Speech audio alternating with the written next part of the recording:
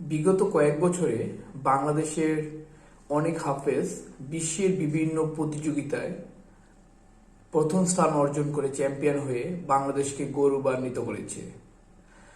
কিন্তু আমরা সেই বিশ্বজয়ী হাফেজদের বা বিভিন্ন ব্যক্তিদের সেই সম্মানটুকু রাষ্ট্রীয়ভাবে দিতে পারিনি।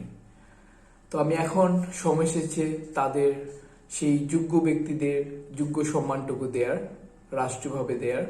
আমি দাবি জানাচ্ছি সেই বিশ্বজয়ী হাফেজদেরকে রাষ্ট্রীয়ভাবে সংবর্ধনা দেওয়া হোক।